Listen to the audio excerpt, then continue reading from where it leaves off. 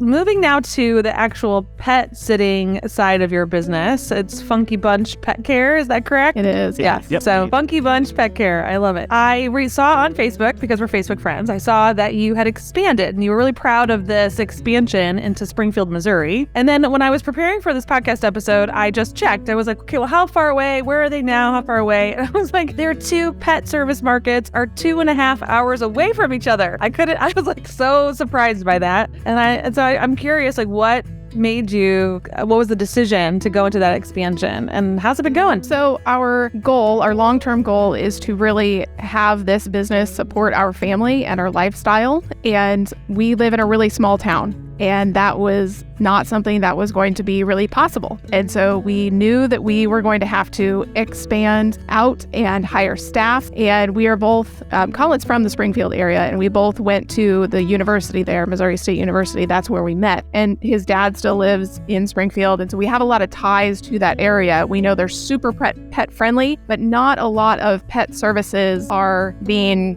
done in that city. Yeah. And so we just thought it was a great way to continue our company. And we have basically had a couple options. We could take our current area where we live in a small town and just expand the service radius to go where it's insane, where you're servicing 40, 50 miles around, in a radius. That's untenable. It's hard to make profits. It's hard to schedule. The staffing for that's difficult. So going to a more densely populated area that we're familiar with, that we like, that has a need, that has this hole that needs to be filled, is where we saw that we could really make an impact there. And the fact that we enjoy that town, we spend a lot of time there, we kind of connect well with it, made it a good fit for us to go. We see ourselves and our company operating here because we see ourselves there. Yeah, and it does make a lot of sense because in a busier market, there's less travel time in between places. I know in Chicago, where my pet businesses were, there were pet care providers who would get an entire condo complex that might be 50 floors, and they didn't really need anything else other than that one building.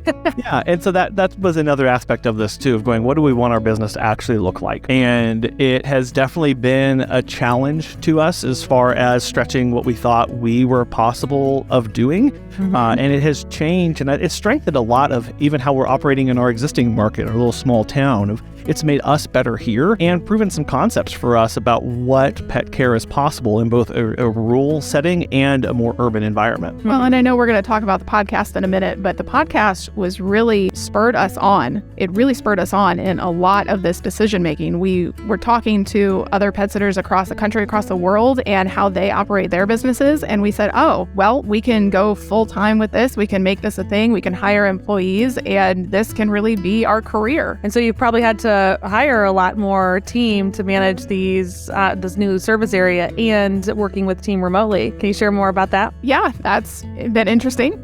But it's been great though. I mean, we had never hired employees before we hired our first employee down there. She was kind of our guinea pig and was very graceful and grateful to us. Yeah, we basically had to sit down and go, okay, what is it going to look like down there? We're basically starting a company from zero. We have no presence. Nobody knows a single person who we are. Got it. So this wasn't you acquiring another pet care business. So that's what I thought too. At first I was like, oh, maybe they got a great deal on a client list. No, this was completely zero. So we started with no clients, no market share, no branding experience in that market, but we knew we had to have somebody on staff to start accepting clients. So basically that first person that we hired on, we had really high expectations for them. We knew they had to have a lot of experience because we were going to be 2.5 hours away. We knew that they were going to have to be extremely independent, and we knew that they would have to have some other job that they were doing to supplement their income because this couldn't be their only thing. Because basically we said we have no guaranteed hours. It's 0 or who knows how, it may be 1, depending on how we grow.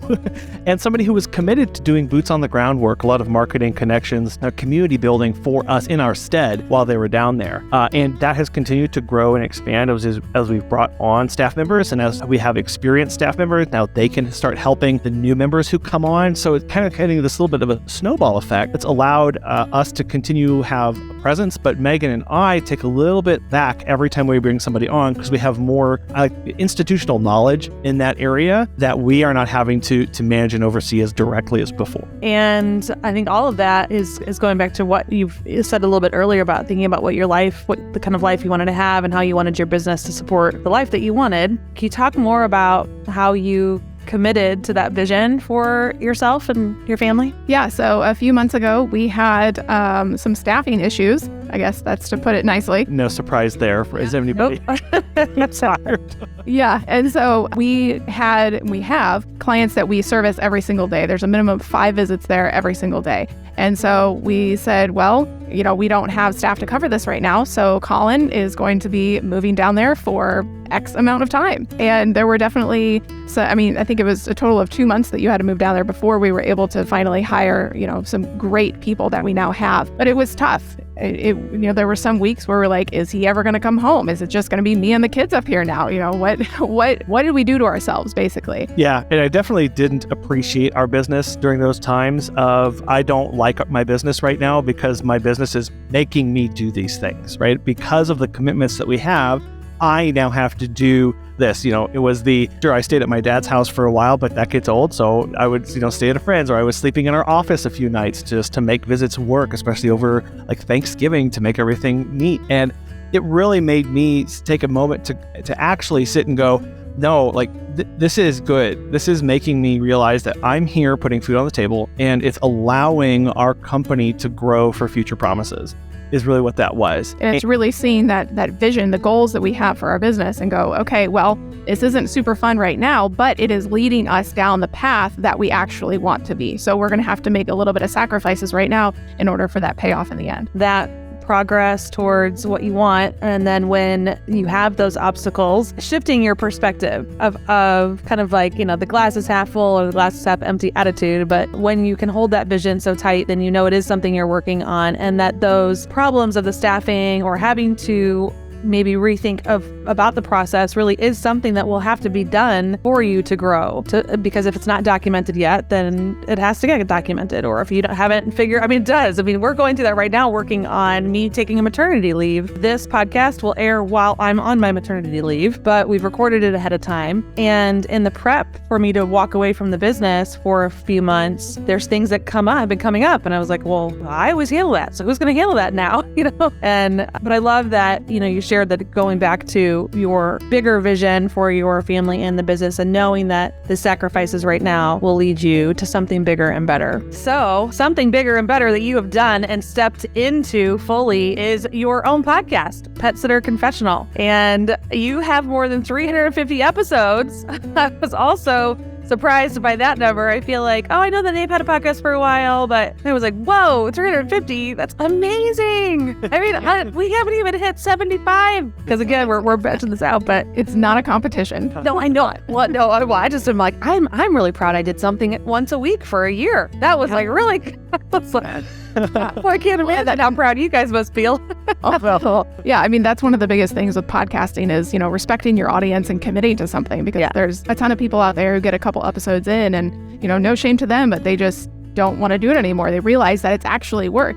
Sure, we're talking and it's fun and in front of a microphone, but then there's all the back end stuff of the tech and all that. Well, and the content, right? I know there's definitely been we record on Sunday nights most of the time, and there's definitely been some times Sunday afternoon where Megan and I are staring at each other going, so we're talking about what in 4 hours? Yeah. It's something that we've done for 4 years now, and we originally started releasing one episode a week every Wednesday. So 1 week would be just we originally started it with being just Megan and I sharing about our ideas or our experiences as a pet sitter, kind of confessing what it's like to be a professional pet sitter.